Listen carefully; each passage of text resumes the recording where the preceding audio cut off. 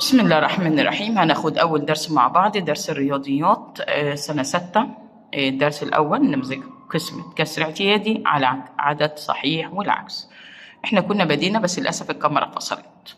بيقول لي مع خالد 4 لترات من العصير ويحتاج أن يقسمها يبقى أنا هعمل له عملية القسمة.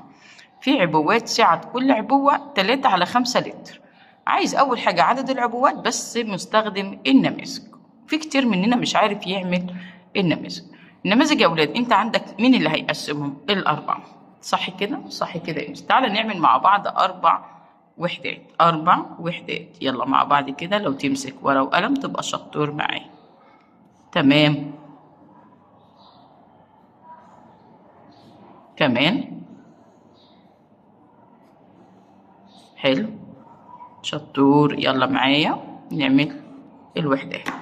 طب يا مس ادينا عملنا 4 مرات مستطيلات، وبعدين شفت ال5 اللي عندنا في المقام؟ قسم يلا الوحدات بتاعتك ل5 أجزاء متساوية كده. شطور. وعد حبيبي وانت بتعمل، عد معايا عشان خاطر ما تتلخبطش. كمان كل جزء منها يا مس اقسمه ل5. يا حبيبي كل جزء اقسمه ل5. تمام. طب ايه المطلوب دلوقتي يا مس؟ انا كل وحدة من دول هشيل منها 3 أجزاء. ادي 1، كمان ادي 2 كام؟ يا ميس صح كده. يبقى كده 1 كده 2. كمل يا حبيبي. 1 2 3. كمل كمل كمل. ادي 3. هنا 1 2 3. ماشي كده 4 يا ميس. حاضر. هنا 1 2 3. كده 5. كمل يا حبيبي. 3 5 كده كام؟ 6. يبقى أنا وصلت إن أنا يبقى معايا 6 صحيح. 6 وشرطة كسر. معاك كم جزء يا حبيبي؟ 1 2. معاك كم جزء؟ 1 2. يا ميس وبعدين يعني هنعمل إيه في ده كله يعني؟ لا عادي مفيش مشكلة، هنحط 2 فوق. أيوة يا ميس وبعدين كم جزء تحت يا ميس؟ 3 على إيه؟ 2 على إيه؟ على 5 ولا على كام؟ أنت بتقسمها كم جزء يا جميل ماما؟ ماشي. وبعدين انت بتقسم كل جزء لكام؟ ل3. يبقى 2 على ايه؟ على ال3. طب انا عايزه اتاكد يا ميس ان الاجابه بتاعتي صح. تعالى نتاكد ان اجابتك صح. ماشي يا حبيبي.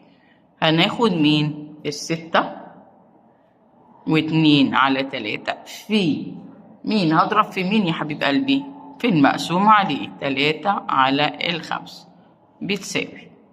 هي جميل. نعمل ايه طيب يا ماما؟ نعمل ايه طيب؟ يلا حبيبي. 3 دي بتروح مع ال3 دي. ماشي. وبعدين كمل يلا معايا اشتغل.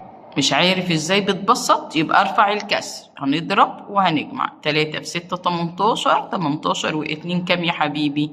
20. 20 على مين؟ على 3 في 3 على ال5 بيساوي. عايز تضرب بسط ببسط ومقام في مقام ماشي، بس انا ممكن اعمل ايه؟ ال3 دي تمشي مع ال3 دي.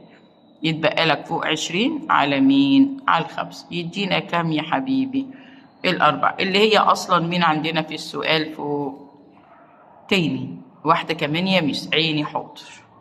نركز مع مالك. 3 كيلو من الأرز يريد تعبئتها في أكياس. تعبئة، عندي تعبئة، يبقى احنا نعملها ايه يا ولاد؟ بالاسم. نعملها ايه؟ اسم. ادي 3 على 3 على 4. مع 3 كيلو رز عايز يوزع كل كيس في 3/4. يعني تعملي كم وحدة يا ميس؟ هنعمل ال3 وحدات يا حبيبي. ادي 1 2. ركز بس وقول لي هنقسم كل وحدة فيهم لكام.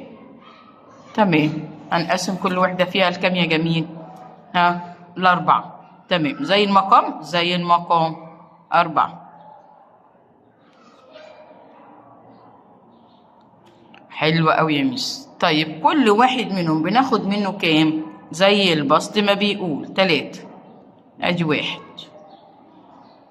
2 3. ايه ده؟ 4. يبقى الناتج عندي يا حبيبي 4. الناتج عندي 4. تمام يا ميس. الناتج بتاعي 4. خلاص كده تمام. عايزة أتأكد بقى من إجابتي، أعمل إيه؟ ركز كده، التلاتة دي المقسوم على 3/4 المقسوم عليه.